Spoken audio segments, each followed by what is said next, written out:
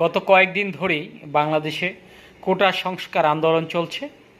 এই সুযোগে কিছু অসাধু ব্যবসায়ী তারা তাদের কিছু পণ্য অতিমাত্রা দামে বিক্রি করে চলছে। তার মধ্যে রয়েছে আদা, পেঁয়াজ, রসুন এবং সবজি।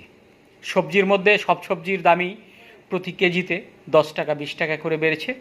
আর গত সপ্তাহে যেই পেঁয়াজটা ছিল 80, 85, 90, সেই পেঁয়াজটা আজকের বাজারে 100 টাকা, 110 টাকা, 115 টাকা পর্যন্ত এই দামে বিক্রি করা হচ্ছে।